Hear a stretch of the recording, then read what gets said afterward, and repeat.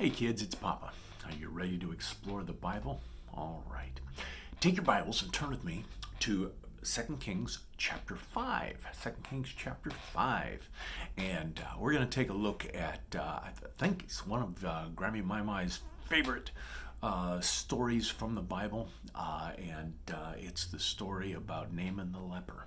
And so here we read about Naaman. Now, he was a great general for the king of Syria, and he had apparently gone and raided down into the northern kingdom. Now, keep in mind, Syria's up above, so when he raided down in, didn't have to go very far. They could raid and they could, conquer some of the cities and villages and take hostages and take slaves. And this was a big thing. A lot of times they would just go and gather people and make them slaves so that they would have someone working for them. Well, Naaman had brought home to his wife a little Israeli girl.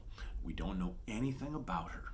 We only know that she was an Israelite and that she was given as a present to Naaman's wife and served Naaman's wife. We also know that she apparently grew to be somewhat affectionate of the family that she was now working in. And because Naaman discovered that he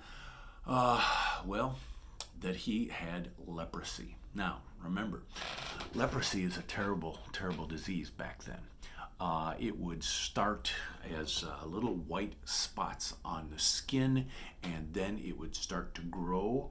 And as it would grow, it would kind of rot and smell bad. And there was wet leprosy and there was dry leprosy. Dry leprosy wasn't quite as bad, but it would kind of take over your fingers, and then pretty soon your fingers, the circulation would stop, and they would, basically fall off. Your fingers would die, and many times it would go on your nose or on your ears, and they would, the circulation would stop and they would fall off. Leprosy was a terrible, terrible thing. And so Naaman, if you got leprosy, you'd have to leave your family.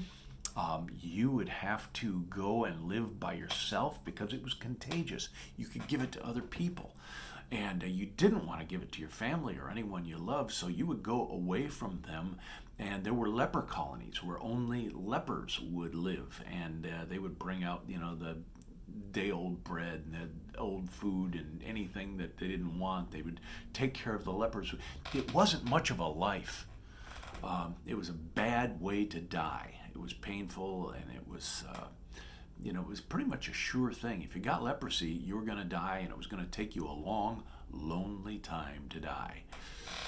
So Naaman was just brokenhearted. His wife was brokenhearted. Apparently, even the little Israeli girl, because she said, "Oh, I wish you were in Israel because there's a prophet there who could heal Naaman."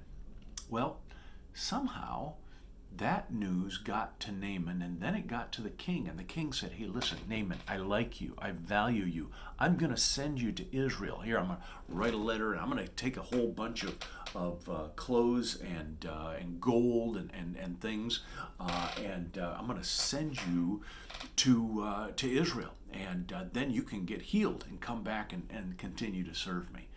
So we find that apparently Naaman was very appreciated and valued by his boss, the king. And so he went to Israel, and he went straight to the king of Israel. Now, keep in mind, Syria was kind of in power over Israel, and so Israel's kind of afraid of Syria. So when this general comes in, and comes in and hands this letter to the king, and the king reads it, and it basically says, "Here, this is my servant Naaman. I want you to heal him of leprosy."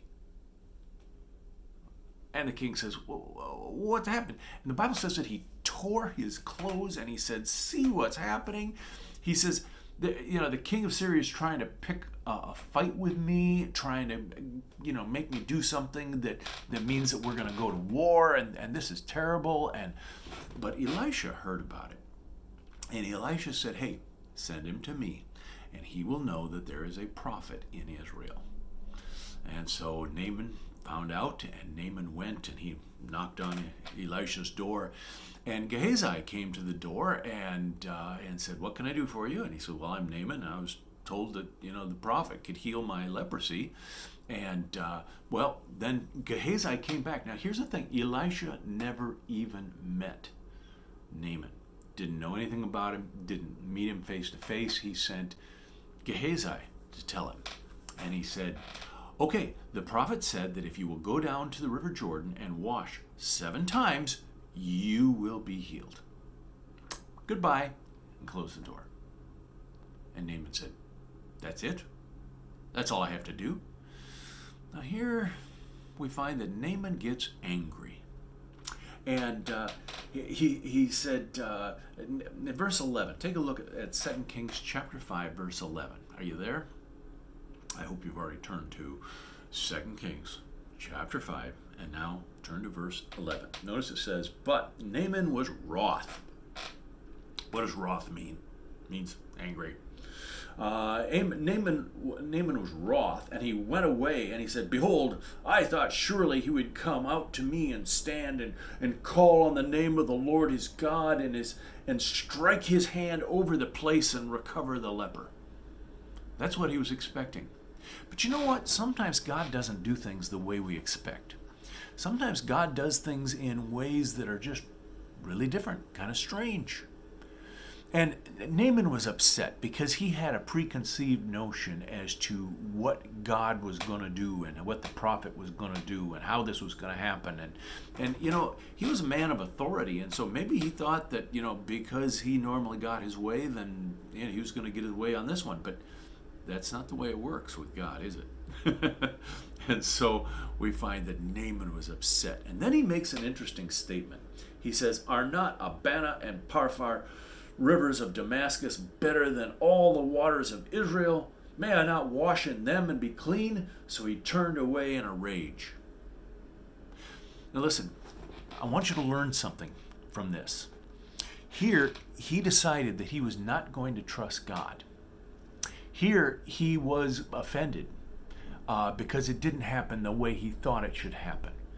And when a person rejects God's way, many times they make up really stupid reasons for it. Okay? Notice the reason he had. "Are not Abana and Parphar, rivers of Damascus, better than all the waters of Israel?" Well, what difference does that make? It's not the water that cleanses. It's God. It's not the river that's going to take away the leprosy. It's God. And apparently he didn't understand what it was all about. But here's the thing: whenever somebody decides they're not going to trust God, they're going to come up with all kinds of reasons why they're not trusting God. And none of them are good reasons, and most of them are stupid reasons. Yeah. I want you to remember that.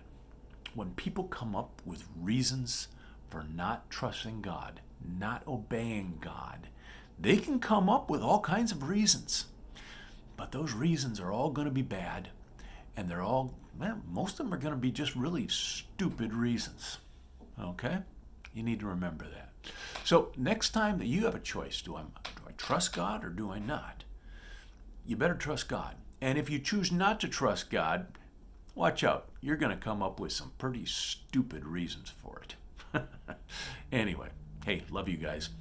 We'll talk about it on Monday.